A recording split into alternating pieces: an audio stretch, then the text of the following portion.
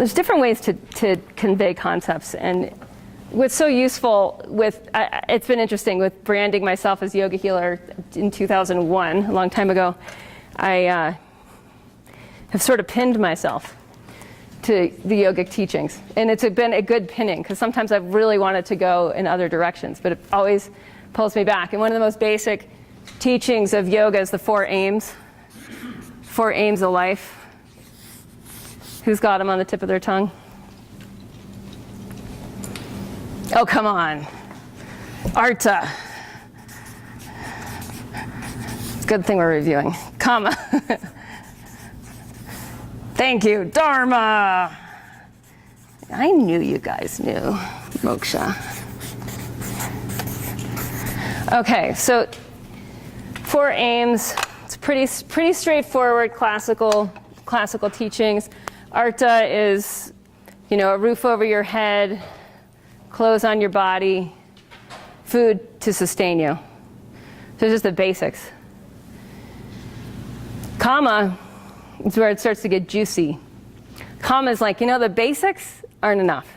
Like if you're just living the life with the basics, you're going to miss a huge part of what's really going on here. Kama is orientation to desire. Okay? So these are our needs. These are, just primitive needs. Here we have desire. And what this means to me, and I'm not going to teach classically, obviously. You guys know that.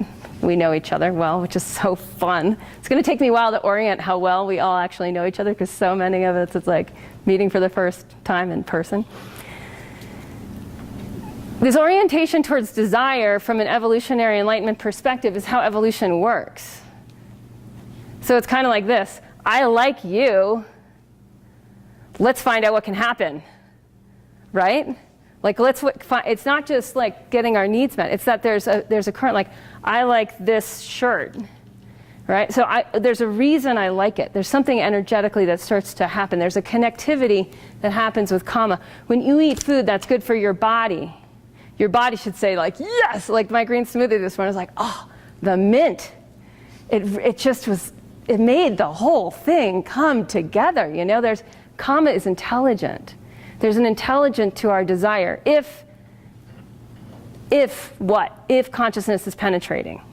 Right? If we're conscious, our desire is intelligent. If we're less conscious and are lazy boy, eating potato chips, clicking the TV, right? Then our desires often aren't that intelligent. So on the path of waking up, we start to see that Kama plays a massive role. Who do I want to be talking to? Who do I want to be networking with? What's the most important conversation for me to be having right now? Where do I want to live? What do I want to do with my life? Kama is very intelligent. And we can orient towards that in a very non-personal way. And then you get out of the like, oh, should I eat this or that? Like it's so not that. It's so not that. Like, who should I work with in my life? It starts to become very, very clear where there's traction. Because it's really just consciousness and consciousness coming together so that something else can happen. That's even more true, more beautiful, right? Or more wise, that there's a deeper wisdom to it. The good, the true, and the beautiful. Dharma, classically, we have the sense of duty. More sort of futuristically, we have the sense of purpose, right? So this would be the passion. This would be the purpose. To me, it's like this whole idea of like, what are you doing with your life? That's Dharma. Deathbed perspective, for me, is the easiest way to connect with Dharma. Right? You're on your deathbed. You're looking back. Like, what did I do? How did evolution show up through me? What got done? What's in a way, you could say legacy.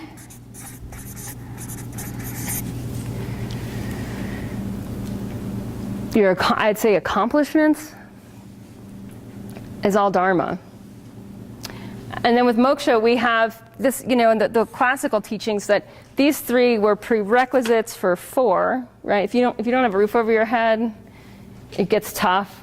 Like even if we look at the ancient fasters, like these people that would just fast for really long periods of time, And even if you look at the story of the Buddha, right? Everyone knows the story of the Buddha around circles like this, where we have massive periods of deep abstinence, abstaining from food for long periods of time, abstaining from shelter.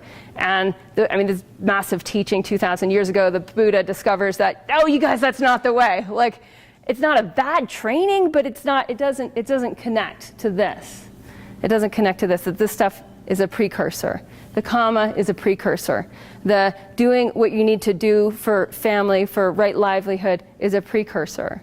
And then moksha being liberation, meaning the enlightenment experience, meaning classically the experience of showing up as the ever-present peace and freedom that's arriving in any moment. It, to me, is really beyond identity, where you're no longer identified as the egoic self, right? So who are you? It's like, I am, is the classical answer to that question, is moksha, right? I am being.